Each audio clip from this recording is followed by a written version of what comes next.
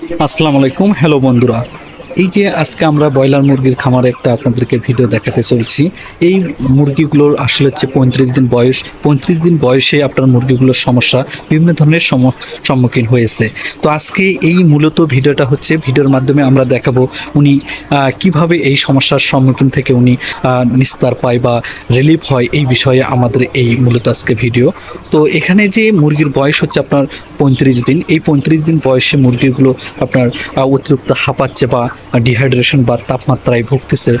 অতিরিক্ত এই যে হট ওয়েদার, এই হট ওয়েদারের কাছ থেকে সে রক্ষার জন্য বিভিন্ন ধরনের সে রিলিফের জন্য যে ঔষধগুলো আছে সে ব্যবহার করে আসছে, কিন্তু তবুও সে নিস্তার পাচ্ছে না। তো এই যে দেখতেই পাচ্ছেন যে একটু যদি স্মেলগুলো যদি আপনাদের কাছে যেত, হয়তো বা আপনারাও বুঝতে পারতেন যে এখানকার গন্ধগুলো কেমন। আসলে এই যে 35 দিন বয়সে এই যে হট ওয়েদারতে একদিকে আসি, এই যে মুরগিগুলো শুয়ে আসছে নিচে, যে আপনার যে দুর্গন্ধ, এই দুর্গন্ধকে বলা হয় যে কি অ্যামোনিয়া গ্যাস। এই অ্যামোনিয়া গ্যাসের মাত্রা যখন অধিক হারে বেড়ে যাবে, তখন এই ভেতরে বিভিন্ন রোগের সম্মুখীন সে হবে।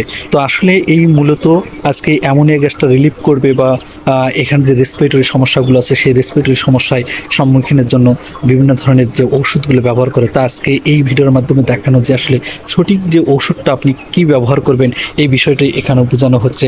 এই যে যখন অ্যামোনিয়ার লেভেলটা যখন অতিরিক্ত হারে বাড়ে যাবে, এই যে উপরে যে এই সিলিং ফ্যানটা এখানে ঘুরতেছে, এই সিলিং ফ্যান নিচের দিকে যে বাতাসগুলো আসতেছে, এই বাতাস আসার কারণে যে নিচে যে অ্যামোনিয়া গ্যাসগুলো আছে, অ্যামোনিয়া গ্যাস আসলে মূলত হচ্ছে ভারী গ্যাস।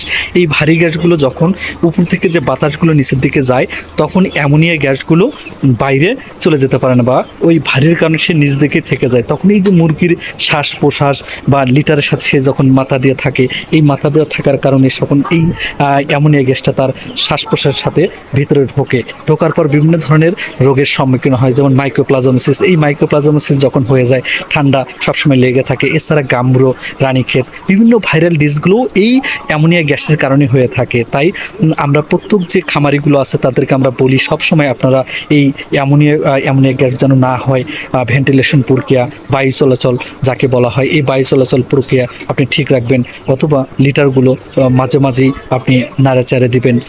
এই নাড়াচাড়ে দেওয়ার কারণে যে অ্যামোনিয়া গ্যাসগুলো আছে এটা যেন বের হয়ে যায়।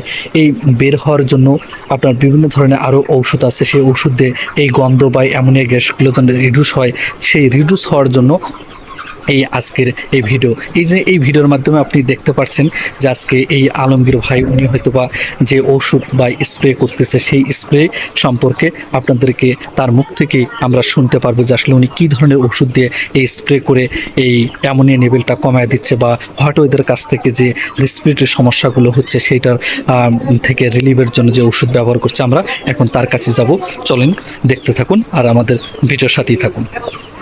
আসসালামু আলাইকুম ভাই, কেমন আছেন ভাই? এখানে কি ব্যবহার করছেন ভাই? অ্যারোম্যাক্স। অ্যারোম্যাক্স কিসের জন্য ব্যবহার করছেন? তাপমাত্রার জন্য, হার্ট অ্যাটাক করবে না, তারপর ঘর থেকে গ্যাস দূর হবে, এই এগুলোর কারণেই আপনি অ্যারোম্যাক্স ব্যবহার করছেন? জীবাণু থাকবে না। জি জি জি, মানে এই জীবাণু, এছাড়াও দেখা যাচ্ছে কি তাপমাত্রার যে হট ওয়েদার, সেই হট ওয়েদারের যে আপনার যে স্টক করে, সেই স্টকের হাত থেকে আপনি বন্ধ হয়ে যাবে। তো একটু দেখান যে কিভাবে আপনি করতেছেন, আমরাও দেখি।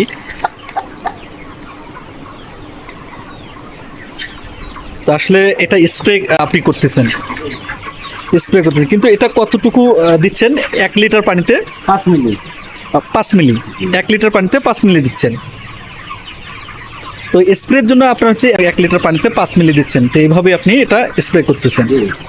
তো যাই হোক, হ্যালো বন্ধুরা, যে যেখান থেকে আমাদের এই ভিডিওটা দেখছেন, তো আসলে এই বয়সেই মুরগি অতিরিক্ত তাপমাত্রার কারণে আপনারা স্টক করে। এছাড়াও এই অ্যারোম্যাক্সে যাদের রেসপিরেটরি সমস্যা বা মাইক্রোপ্লাজমোসিস, বিভিন্ন রেসপিরেটরি সমস্যায় যে মুরগিগুলো ভোগে বা ঠিক হয় না, সেই রেসপিরেটরি সমস্যাগুলো রিলিফ করে।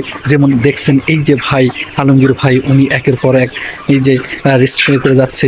এই রেসপ্রের মাধ্যমে উনি চাচ্ছে যে আসলে এর ভিতর থেকে দুর্গন্ধ বা বিভিন্ন ধরনের গ্যাসগুলো আছে সেগুলো যেন রিলিফ হয়। তো সেটাই আপনারা এই ভিডিওর মাধ্যমে দেখছেন বা দেখতে থাকেন। তো আসলে অ্যারোম্যাক্সের যে গুণাগুণ বা এখানকার যে আপনার ওনার যে সমস্যা সেই সমস্যায় সলভিংয়ের জন্য এই অ্যারোম্যাক্স এখানে ব্যবহার করা হচ্ছে। তো আপনাদের খামারও যদি এই ধরনের সমস্যায় বা সম্মুখীন হন, তখন আপনার নিকটস্থ দোকান থেকে বা একটা ভেটেরিনারি যে ডাক্তার আছে সেই ডাক্তারের পরামর্শে আপনি মিন্ট ওয়েল বা অর্থাৎ থাইম ওয়েল সমৃদ্ধ এই ধরনের অ্যারোম্যাক্স বা বিভিন্ন ধরনের যে গুণাগুণ আরও অন্যান্য কোম্পানি আছে আপনারা ব্যবহার করতে পারেন।